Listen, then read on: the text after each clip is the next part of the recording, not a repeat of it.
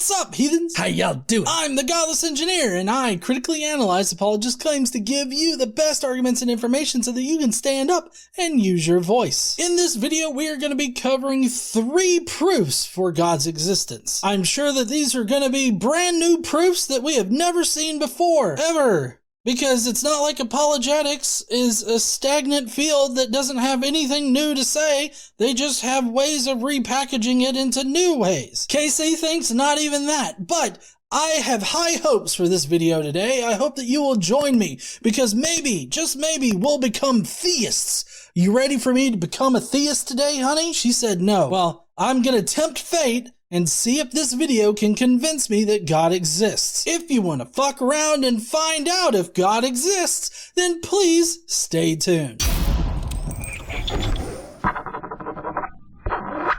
It's the question of our skeptical age, and every age really. Does God exist? Here are 3 lines of argument that suggest the answer is yes. The first cause argument goes like this. Whatever begins to exist has a cause. The universe began to exist. Therefore, the universe had a cause. And if the universe had a cause, then an uncaused creator of the universe must have caused it. That first cause of the universe is what we call God. No, not the first cause argument. This is the worst way you could start off, because even when this video was made, which was like a few years ago, I think, this has been a pretty dead horse to beat. But of course, Cameron Bertuzzi, this isn't Cameron's video, but Cameron Bertuzzi loves the Kalam argument, which is basically kind of what this is what it reminds me of. They call it the first cause argument. It was really Kalam. I mean, it's different than the Kalam, but it's basically the Kalam. And to be quite honest, I am up with the argument as far as like the universe goes up until point number 3. Point 4 is where they fucking lose me, because number 4 is a classic begging the question. They automatically assume that a creator is needed in order to cause the universe to come into existence. The actual scientific explanation, as far as we understand it, didn't require a creator or any kind of intelligent being. In case you haven't heard my spiel about this, the inflation of the universe was most likely, as far as our most current quantum physics explanation goes, is that a quantum scalar field was in a false vacuum state, meaning that it appeared to be in a vacuum state or a zero state, but it wasn't actually in a zero state. And what ended up happening is this quantum scalar field fluctuated from this near zero state, this false vacuum state, into a true vacuum state. And when it does that, it releases an immense amount of energy. That's the inflation of the universe. Space inflated and filled it with all these inflaton particles that would eventually transform into the matter that we have today. This is a natural explanation that doesn't require an intelligent being. Hell, it doesn't even require a cause for that quantum scalar field to fluctuate, thereby denying the first point in this argument. Because on a quantum level, the causes for something can actually come after the event happens.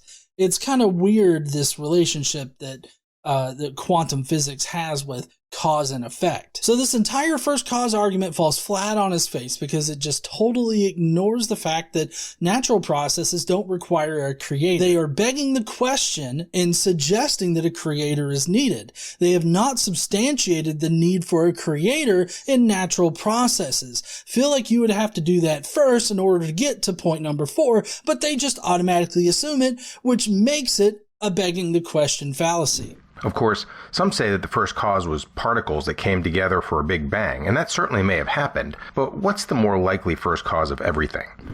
Well, what's the more likely cause for the universe to inflate? On the one hand, we've got natural processes. These natural processes have time and time again proven to be the explanations for any phenomena that happens in reality. So, considering that these natural processes don't need an intelligent being or creator in order for them to function, it just seems like they function. So, no God required there.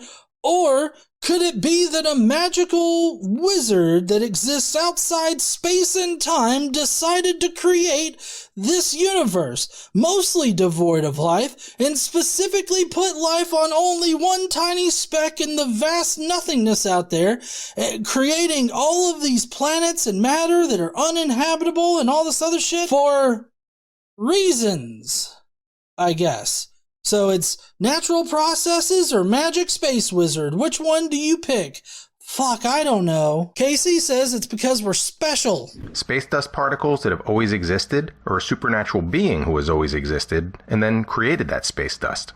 The insinuation here, and I know that I stopped really quick, but the insinuation here is that the magical space wizard is like less fantastic of a claim than particles colliding and creating the inflation of the universe, which is one of the natural explanations for the inflation of the universe. What I discussed was just the leading explanation for the inflation. There's also this other explanation that has matter and antimatter colliding together and inflating the universe. And what's left over is the amount of matter that was in excess to the antimatter that collided. But in any case, so the insinuation here is that it's more ridiculous to believe in natural shit happening versus magical space wizard. And I feel like this is just a highlight of apologist thinking, because they are not fazed by magical space wizards. They feel like that's the more logical and the easier explanation to go with, even though we have evidence of like particles colliding and creating new things or doing things in reality. Like, we have evidence of that happening. We don't have evidence of magical fucking space wizards. But ultimately, in this analysis or this choice between these two options, the apologist basically has to push God further and further into the gaps. Because if you notice, it's, well, space dust collided and created the universe, or God created the space dust that collided and created the universe. So they're just going one step further. It's like, aha, but you don't know what created that space dust now, do you? It was God. God is the one who cares about whether or not you jerk yourself off at night, and he also created the entire universe. So that makes total fucking sense. Second, the fine-tuning argument goes like this. There are laws of nature that no one disputes, constants like the speed of light, the rate of gravity, the rate that the universe expands, and so on. And it's also undisputed by physicists that if any of these parameters were the slightest bit larger or smaller, then life could have never occurred in our universe. For example, if the gravitational constant, which is the strength of gravity, varied by as little as 1 in 10 to the 60th power, that's 1 followed by 60 zeros, then matter would be too heavy or too light to support life, and none of us would exist. If the cosmological constant, which is the expansion rate of the universe, were different by even 1 part in 10 to the 120th power, the universe would have expanded too rapidly or too slowly to support life. And if the mass and energy of the early universe were not evenly distributed to the precision of 10 to the 10th to the 123rd power, that's 10 to the power of 1 followed by 123 zeros, the universe would be hostile to life of any kind. Big numbers aside, the point is this. The possibility of all these things happening by chance is as close to zero as a number can get. So, if not by chance, how did such fine-tuning of the universe occur to support life? So I'm going to have a video linked in the description that you all need to go see. It's by a channel called Skydive Phil. And basically what he did was he created this compilation of physicists responding to this very argument, the fine-tuning argument. And just as a summary, I'm not claiming to be an expert, a physicist, or anything like that, so definitely go and listen to what the experts say. But basically this argument fails at point number 2. There's no unbiased physicist out there that would agree to point number 2, because nobody has shown this to be a fact. It's very hard to even try to determine whether or not this would be a fact, so there's no way for physicists to actually determine this. The parameters for life are incredibly varied, so it's incredibly wrong to suggest that there's only one particular configuration that's supportive of life. There's a study out there that's done computer simulations on the various fine-tuning attributes of this universe and has found that tweaking these attributes in certain ways still allows a universe to inflate and for planetary bodies to form and all this other stuff. So number 2 is just flat wrong. The list of constants and values that are supposedly within this tolerance level, this really small tolerance level, those are bullshit as well. I mean, they may be true for our kind of life, for our kind of universe, but that doesn't mean that other universes can't exist with different values. And then of course, the last point is just an argument from big and small numbers. He's just suggesting that,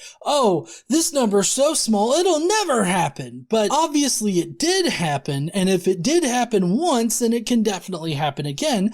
It's just that they're not very likely to happen. Just like with life appearing on any planet in particular, there's an incredibly small chance that a planet would support life. But that incredibly small chance of any planet supporting life ends up being billions upon billions of planets being able to support life because of how probabilities work. Given enough items in a set, any probability is likely to happen unless that probability is literally 0. So the fine-tuning argument, it just falls flat on its face from the get-go here, well, at least after number 1. And I highly implore you to watch Skydive Phil's video down below. The most plausible explanation is that these precise conditions occurred by design, by an all-powerful being that we call God.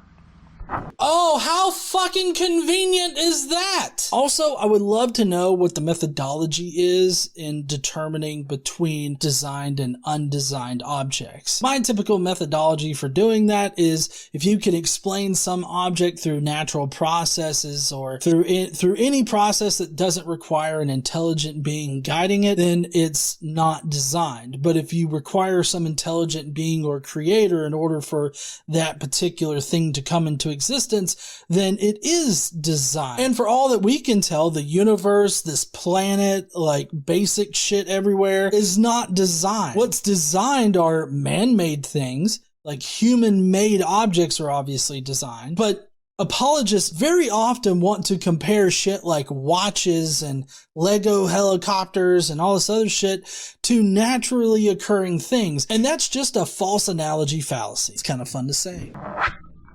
Third argument, if you're not convinced by philosophy or physics, consider the evidence from those who claim to have experienced God, people who were clinically dead and then brought back to life. An enormous body of literature now documents thousands of such near-death experiences, with an impressive amount of consistency across the reports. In a sentence, the evidence suggests that consciousness survives death, with many people describing quite blissful after-death experiences and others truly horrifying experiences. The most compelling testimonies are those where people returned with information they should not be able to know, verifiable facts about circumstances that occurred while they had flatlined. The argument, then, is that these reports provide mounting data from around the world that there is indeed life after death, and the being who created and directs that afterlife is what we call God. Near-death experiences will never be a convincing argument for God. And that's just because of how our brains work. When our brains start to die, or our body starts to die, our brains go into this like frenzy-saving kind of mode there, and our brains get flooded with chemicals when our bodies start to die and when our brain starts to die. So there's no way to determine when exactly you're experiencing these things. In this section, he said that these experiences are only had during the times in which they flatlined, but there's no way to actually know that that's when these experiences happen. They could have happened prior to death, or they could have happened right after regaining a brain function or coming back to life, before they are conscious. As for people returning with information that they shouldn't know, I haven't heard of any experiences that people have this information while they are specifically dead, or receive this information while they're specifically dead. I've heard of people dying and then being brought back from the dead just minutes later, and that's when they would have been able to gather some kind of information, or, while you're not conscious, your subconscious can still gather information while you're lying there like in a coma or something like that. Yeah, like I said, this is not something that is ever going to be convincing, and that's just because of the physiology of our brains. Also, I wonder what testimony he's talking about. Is he talking about the case for miracles? Because the case for miracles has some near-death experience stuff in it. If memory serves correctly. But there are other people that have done more extensive work on near-death experiences. And fun fact here, most of the near-death experiences that gain like public popularity and everything like that, most of them end up getting retracted later, that they were coerced into doing it. So excuse my fucking skepticism here, but number 3 is just not working for me. Now, that's a very simplified version of these arguments, of course, so dig deeper for yourself into the existence of God. No question could be more important. Well, I do agree that people should be consistently digging for more information about any particular topic. Never stop learning. I never stop learning. I'm constantly trying to learn new things. So I implore people to do that as well. But these 3 proofs for God's existence are just not good proofs at all. Like, they don't prove anything. All of them were fallacious in one way or another. They were all based on misinformation or just bad information in general. So if this is the quality of proof that we still have for God, I don't see any reason for me to become a theist or a Christian or any kind of religious person. Honey, I didn't turn into a Christian. Oh, excellent. I know, it's awesome. Still an atheist here. Me and my black atheist heart. We gonna sacrifice some kittens in the basement tonight, honey? We don't have a basement. But we have kittens to sacrifice? We also don't have kittens. Well, shit. Thank you, heathens, for joining me today for these 3 proofs of God. If you will, please go down below. Let me know what you thought. Do you thought that these were good proofs for God? Did they convince you? Or did they pretty much fail for you? Let me know down in the comments below. And while you're down there, why don't you smash that like button and subscribe if you like this kind of content. Don't forget to stand up and use your voice. Bye, heathens.